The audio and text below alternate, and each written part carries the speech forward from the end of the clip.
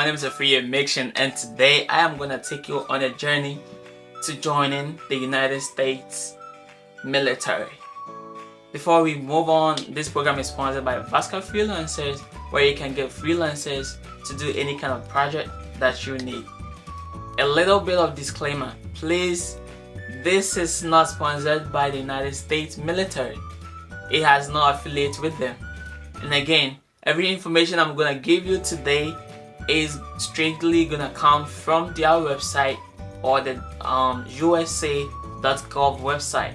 So please make sure you do your own diligent work, do your own research to verify every information that we are currently going to give to you.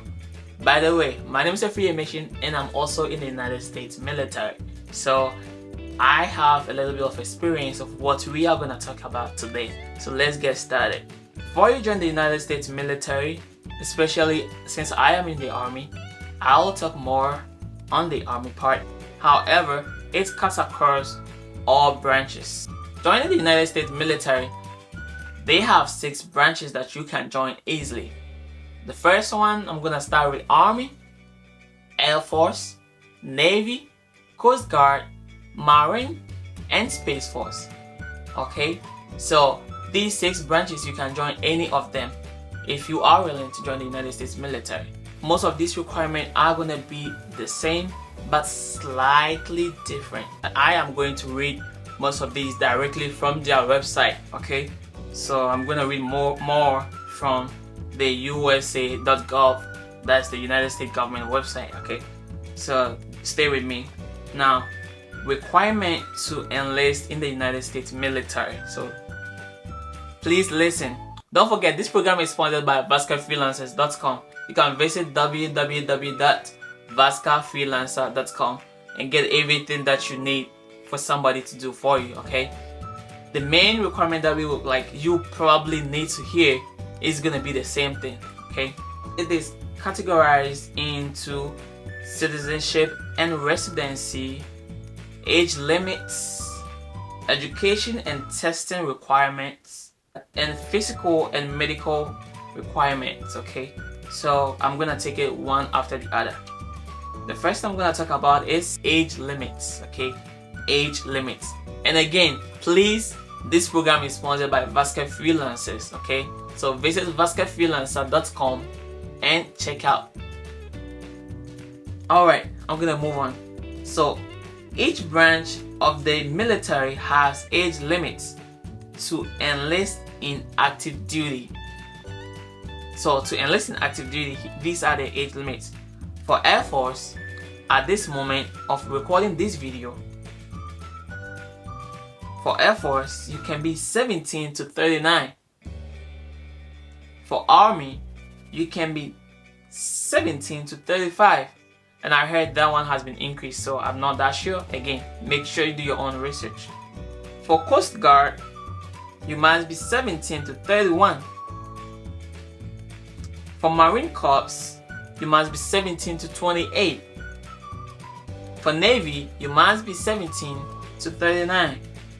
For Space Force, you must be 17 to 39. So if you are within this age range, you can join the United States military. All those 6 branches: Air Force, Navy, Army, Marine Corps, Coast Guard, and Space Force. These are the age limits that you need to know. Now listen, the age limits are different if you join as an officer or join the Guard or Reserve. So they have the Guard and they have the Reserve. So another time, we will bring you more information about the Guard or the Reserve.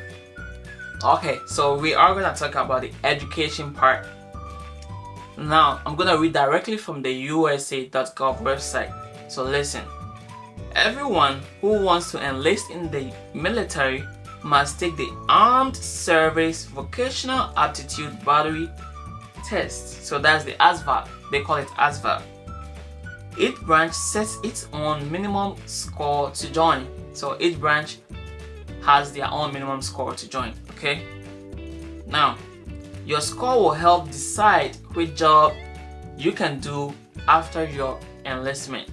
Okay, so here's the thing, every branch has their own score, right?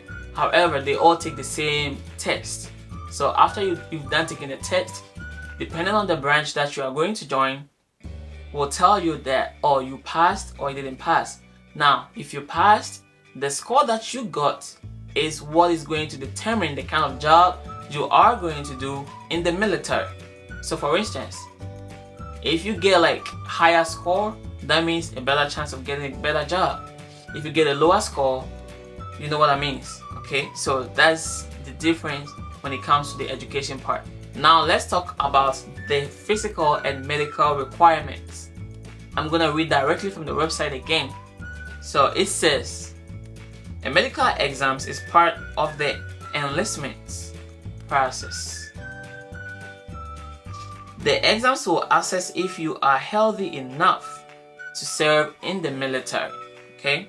Each branch requires recruits to be physically fit. You will have to pass a physical fitness test as part of your enlistment process. Speak with a recruiter to find out the physical requirement for the branch that you are willing to join. Okay, so, and again, you are all gonna go through the physical readiness test. I mean, that's the physical exams, right? But then each of these 6 branches have their own physical requirement. However, they all want you to be fit. You get what I'm saying?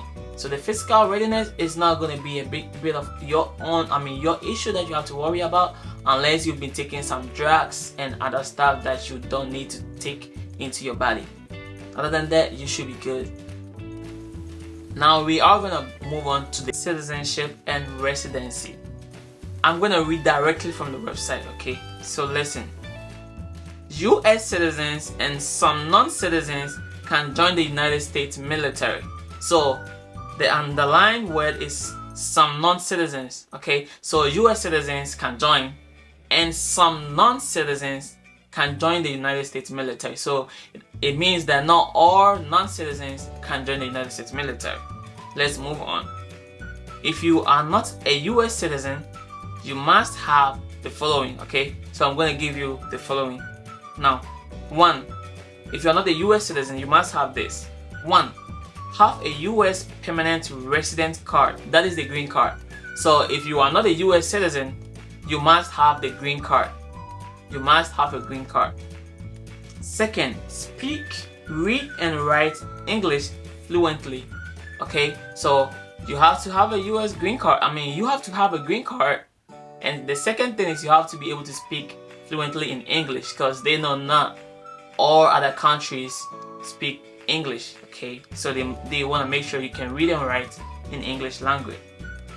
You cannot join the military to enter the US or to get visa. So you can't join the military to enter US. So in that case, that means you can be in another country and try to come to the United States, or try to join the military and come to the United States.